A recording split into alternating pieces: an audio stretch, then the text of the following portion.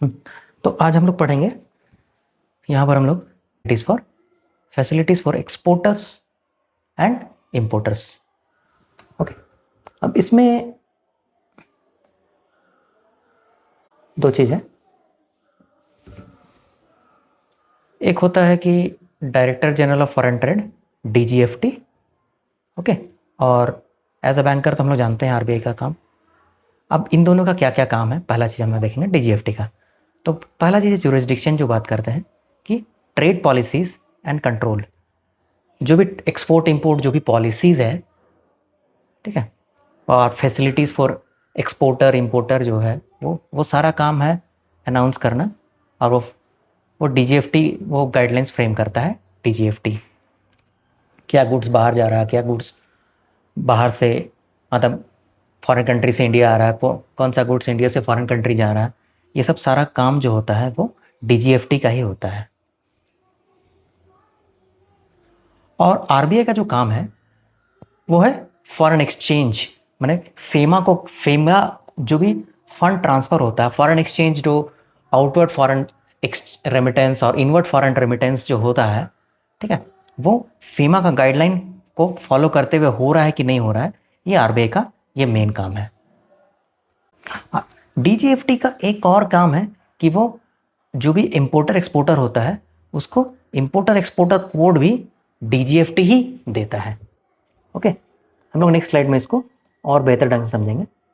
और यहाँ पर थोड़ा सा जो हमको जानना है वो है कि मिनिस्ट्री ऑफ फाइनेंस जो है वो एक RBI को कंट्रोल करता है और एक CBIC, central board of indirect taxes and customs, okay, इन दोनों को कंट्रोल करता है। और जो DGFT होता है, ठीक है, और services and exporters promotion council जो होता है, ठीक है, ये दोनों जो है ministry of commerce and industry के अंडर में काम करता है। और STPI जो होता है, अब थोड़ा हम लोग MCQs देख लेते हैं। सवाल जो है वो बोल रहा है कि which of the following statement regarding the import export code is correct. अभी तुरंत पढ़े हम लोग, कोई इंपोर्ट एक्सपोर्ट कोड से रिलेटेड क्या करेक्ट है। तो पहला ऑप्शन बोल रहा है कि इंपोर्ट एक्सपोर्ट कोड जो है वो सर्विस एक्सपोर्ट प्रमोशन काउंसिल, माने जो SECP है वो देता है। नहीं, ऐसा नहीं है, ठीक है, तो पहला ऑप्शन गलत है, वो DGFT देता है एक्चुअली। और IEC is a unique 10 digit alpha numeric number है जो कि based on pan correct answer है। ये आंसर करेक्ट है, ऑप्शन बी। लेकिन देख लेते हैं कि ऑप्शन सी क्या बोल रहा था कि the IEC is only required for the export of physical goods and not services. ठीक है, ऐसा बिल्कुल नहीं है। फिजिकल, नॉन फिजिकल, सॉफ्टवेयर सब कर सकते हैं इंपोर्ट एक्सपोर्ट कोड लेने के बाद। अलग अलग चीज़ गुड्स के लिए अलग अलग नहीं लेना पड़ता है। और 12 डिजिट कोड तो बिल्कुल नहीं होता है। तो ऑप्शन सी जो है वो भी गलत है और ऑप्शन डी भी गलत है, ठीक है। उसके बाद हम लोग क्वेश्चन नंबर 2 पे जाते हैं। यहाँ पे बोल रहा है कि जो एक्सपोर्ट डिक्लेरेशन फॉर्म है, क्वेश्चन नंबर 2 क्या बोल रहा है, एक्सपोर्ट डिक्लेरेशन जो फॉर्म है, ओके, वो यूज होता है export of software in non physical form. In context of export declaration form, which form बोल रहा है कि कौन सा फॉर्म जो होता है एक्सपोर्ट डिक्लेरेशन फॉर्म के कॉन्टेक्स्ट में, कौन सा फॉर्म जो होता है वो software in non physical form जो होता है, सॉफ्टेक्स होता है, ठीक है। नॉन फिजिकल फॉर्म में सॉफ्टेक्स यूज करते हैं हम लोग। उसके बाद हम लोग क्वेश्चन नंबर 3 पे आ रहे हैं। ओके, तो क्वेश्चन नंबर 3 जो है वो थोड़ा सा जो एक्सपोर्ट डिक्लेरेशन होता है, ठीक है, एक्सपोर्ट डिक्लेरेशन फॉर्म में या एक्सपोर्टर्स के लिए जो वेवमेंट होता है, जो वेवर, EDF में क्या वेवर है, मतलब ऐसा नहीं है कि हर एक गुड्स एंड सर्विसेज जो जाता है उसको वेव करना है, कुछ वेवर भी मिलता है, उसी से रिलेटेड ये है ये क्वेश्चन, ठीक है। तो पहले क्वेश्चन देखते हैं, उसके बाद क्या देखते हैं क्या बोल रहा है। बोल रहा है कि कोई कंपनी है जिसका नाम है फर्मा केयर सॉल्यूशंस। ओके, फर्मा केयर सॉल्यूशंस जो है एक कंपनी है और जो एक्सपोर्टर है, जो कि फार्मास्यूटिकल सेंटर में बोल रहा है कि डिस्पैच करता है कंसाइनमेंट, एक्सपेरिमेंट। यहाँ बोल रहा है कि एक्सपेरिमेंटल ड्रग करता है, ओके, टेस्टिंग अब्रॉड। और ये बोल रहा है कि नॉट फॉर सेल है, ये सेल के लिए नहीं, और रिक्वेस्ट कर रहा है वो EDF वेवर के लिए। कुछ ड्रग है जिसको एक्सपेरिमेंट पर्पस में बाहर भेजना है और उसको वेवर के लिए भेज रहा है, और separately they have an outstanding export bill है, मतलब ऑलरेडी कुछ एक्सपोर्ट किया होगा जिसका रियलाइज करना आफ्टर 12 मंथ्स। मतलब ये यहाँ पे दो चीज़ है, एक तो टेस्टिंग के लिए भेज रहा है कुछ सैंपल, वो अलग है, ठीक है, एक टेस्टिंग के लिए भेज रहा है, और इसका एक 2 नंबर एक एक्सपोर्ट बिल है जो कि ऑलरेडी एक्सपोर्ट कर दिया है, जो कि due to warehouse delay for which they are worried about compliance. Okay, तो पहला नंबर क्वेश्चन क्या बोल रहा है उसका, ये केस स्टडी दिया हुआ है इसका पहला नंबर का, what is the maximum time limit for EDF waiver that the pharma company can avail specifically as a pharma company.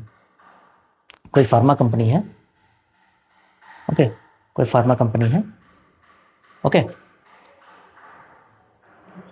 वही।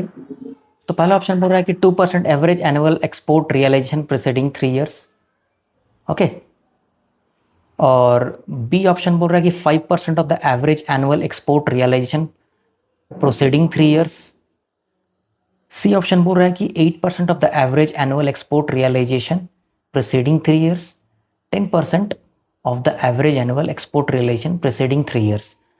तो फार्मास्यूटिकल, ओके, ये जो फार्मास्यूटिकल सेक्टर्स होता है उसको वेवर मिलता है, ओके, फार्मास्यूटिकल्स को वेवर मिलता है सैंपल टेस्टिंग के लिए, सैंपल टेस्टिंग के लिए वेवर मिलता है, और उनका जो भी एनुअल एक्सपोर्ट 8%, जो भी 8% है, 8% of the average annual export realization, okay, 8% of the annual average preceding 3 years। इसका मतलब क्या हुआ कि मान लेते कि फर्स्ट ईयर में, ओके, फर्स्ट ईयर में $10,000 का एक्सपोर्ट रियलाइजेशन है।